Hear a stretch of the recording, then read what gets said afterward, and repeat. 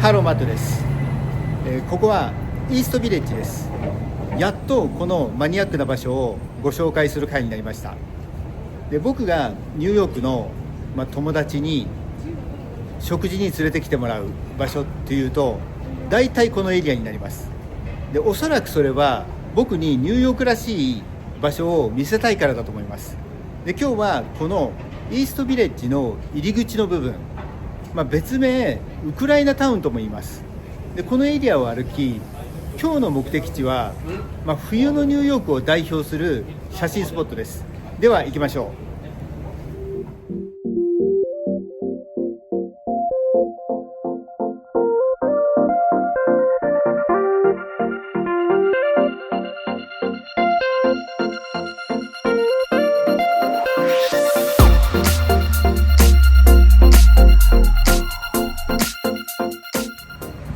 まず今日歩き始めるこの場所はバワリーホテルからです。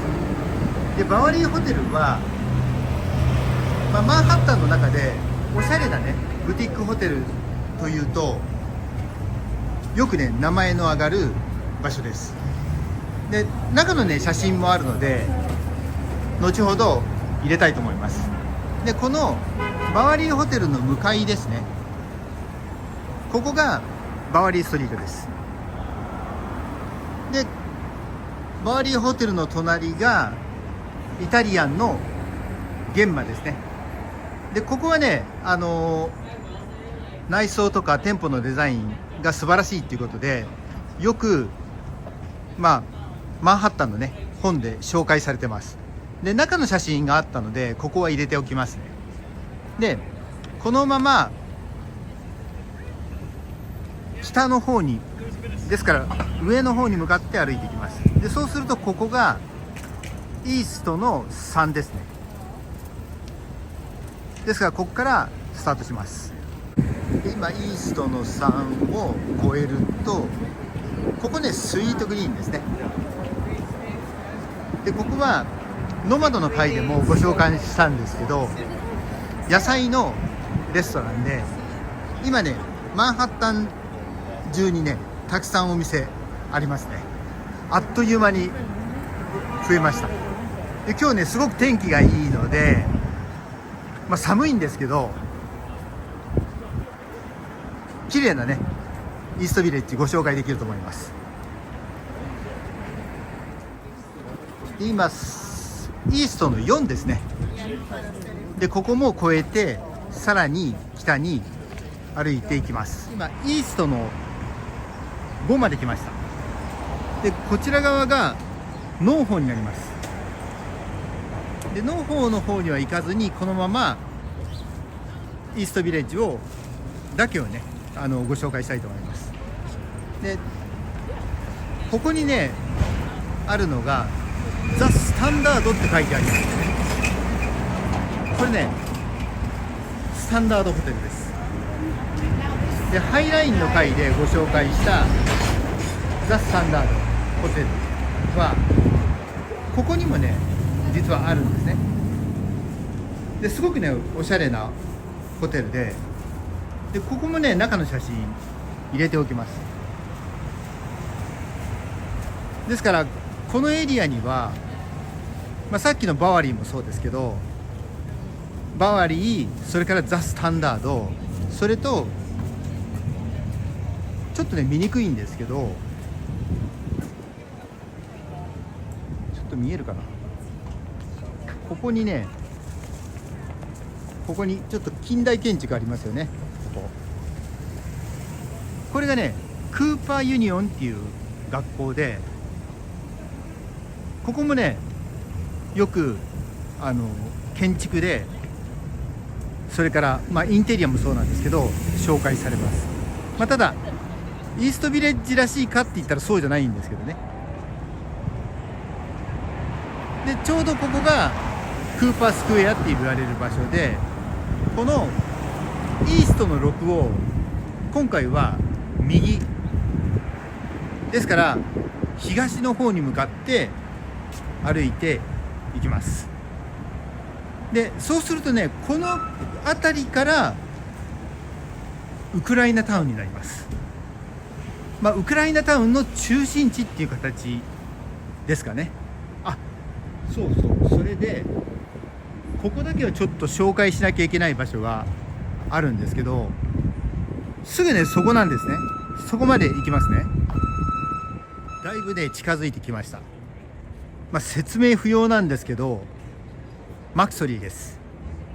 で1854年かなに創業した、ニューヨークで最も歴史のあるアイリッシュパブです。で今日もう外にもねお客さんいますけど、お昼からやってます。でここはねもともとは女人禁制です。といっても結構最近ですかね、確かね970年ぐらいまではね女人禁制でした。でここは例えばアンディ・ウォーホルとか、それからあとリンカーン、そういう著名人が訪れただけではなく、戦争の時に戦地に向かう人が、最後にね訪れてお酒を飲んだ場所で有名です。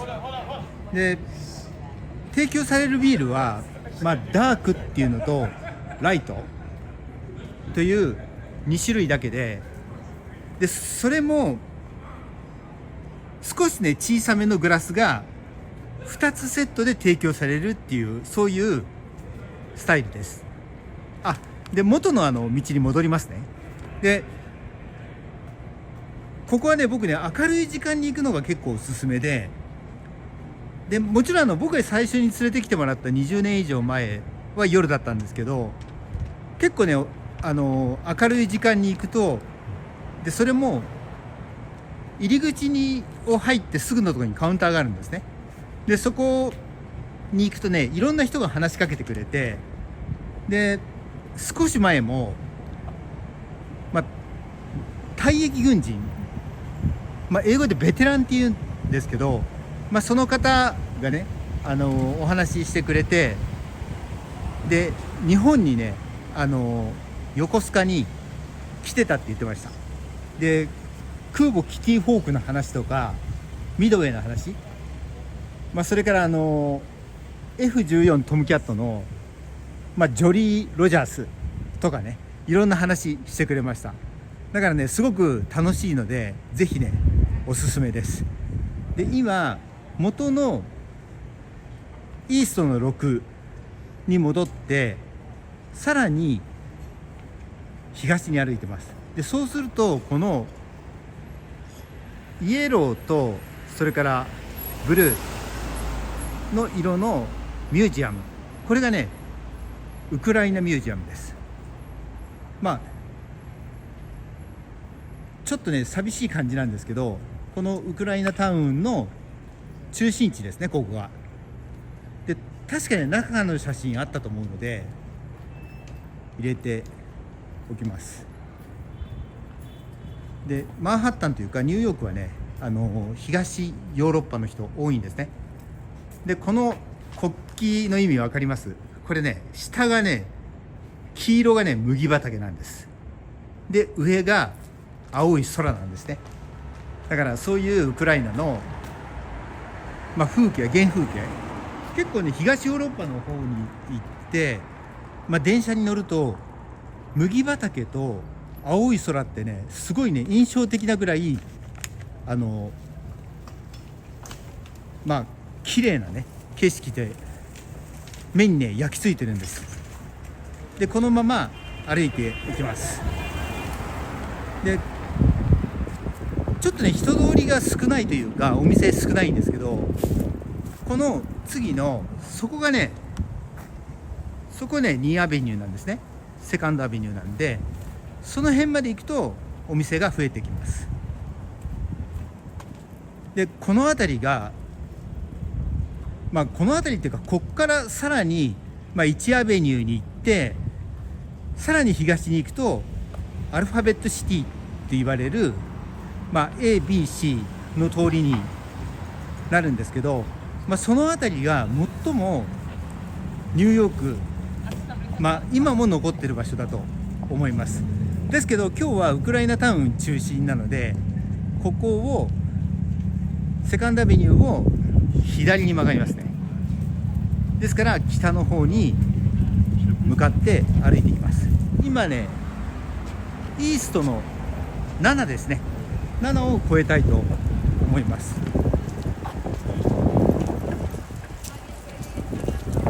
結構ね、この辺は人通り多いですね。こっちに行った方がいいかな。ちょっと右側を歩きたいと思います。で、いつものように今日も結構歩くので足早に行きたいと思います。ここがね、セントマークスですね。で、セントマークスを越えます。で、このセントマークスから東、そして次のイーストの9ですねから東側で、この2ブロックぐらいがおそらく、最もイーストビレッジらしい。で、イーストビレッジといえば、古着なんですけど、古着のお店が集まってます。で、そういう話をしながら歩いていると、ここにね、見えますかね、ユクライニアンナショナルホーム、ウクライニアンイーストビレッジレストランって書いてあるんですけど、このユクライニアンのルーツのね、人たちがやっているレストランとかになります。中にね、行くとお店があります。で、その隣がここですね。これもウクライナの国旗のカラーになってますよね。下が麦畑で上が青い空ですね。で、このレストラン、これね、ベセルカっていうんですけど、ここが、ニューヨークで最も古いウクライナ料理のお店です。で、確かね、1950年代からあると思います。で、今ね、ちょっと時間が良くないんですけど、本来はここに行列ができてます。で、中もすごく、混んでて、おそらく、東ヨーロッパの人たち、ふるさとを後にした人たちが、ここに皆さんね、集ってるんだと思います。で、ここね、イーストの9なんですけど、ちょっとベセルカのこの場所から少しだけ東の方に行ってみます。そうそう、でもやっぱりお客さん入ってますね。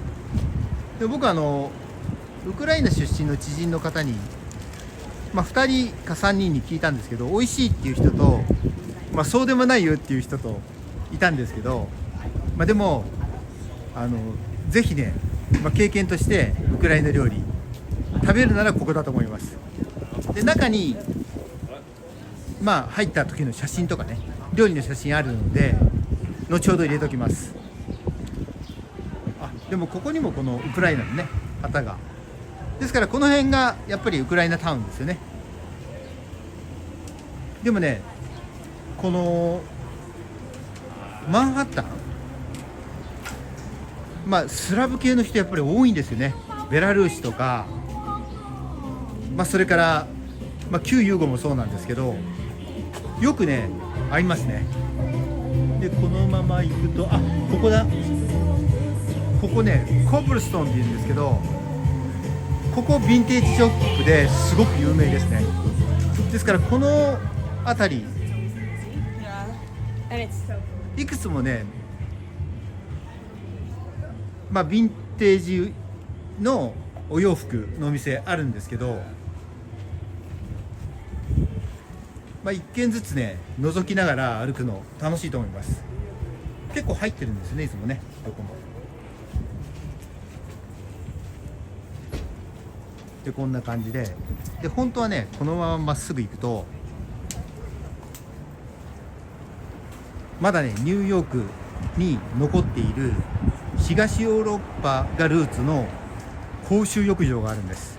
でそこも確かね1950年ぐらいかなからいやもっと前かな営業していて、でいろんなことを乗り越えて、言うなればエイズとかねそういう危機も乗り越えて今もね営業してるんです。ですから機会があったらねぜひねご紹介したいですね。で元来た道にちょっと戻りますね。でもこの辺すごくいいですよね。でさっきのねヴィンテージクローズのお店コップルソンっていうお店に話を戻すと、オーナーのデラニーさんっていうお姉さんなんですけど、結構年配なんですけどねすごく詳しくて、で僕の同僚が、お店でね説明をしてもらいながら、商品見ながらね結局購入させてもらったんですけど、すごくね知識が豊富で驚いてました。ですからぜひねこの辺り、一軒ずつ覗くのいいと思います。でもう一回今ねセカンドアベニューまで戻ってきました。ですからここはベッセルガですね。でセカンドアベニューを今度は右ですから、そのまま北の方向に歩いていきます。でもうすぐね今日の目的地です。でそうここちょっとだけ行列できてるかな。これねラ・カブラ、ここね双方の回でもご紹介したんですけど、ここね大人気のコーヒープレイスと、このイーストビレッジの店舗ではベーカリーも併設していて、マンハッタンの中ではここが一番いいと思います。でラ・カブラはもともとねデンマークのオープスで創業して、そしてニューヨークにもやってきて、で今ね本当に大人気ですね。でここがイーストの10とセカンドアベニューですね。ですからこのイーストの10のこの交差点をこっちですね、今度は西の方に行くとすぐに今日の目的地です。今セカンドアベニューを渡りました。でこのセカンドアベニューとイーストの10ですね。でこの交差点を背にして西の方に歩いていきます。でそうするとすぐにここに三差路があります。ここですね。でここはねストイペサントとの三差路です。でここにこの三角の三差路のこの建物、見覚えある方いらっしゃいますかね。でここが、秋から冬のマンハッタンを代表する、写真のスポットで、数多くの絵画とか、それからマンハッタンの写真の被写体になってます。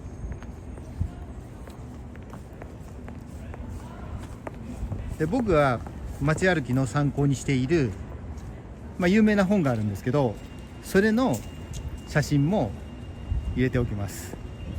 ここですね。ここがねエイブ・レベウォールトライアングルと言います。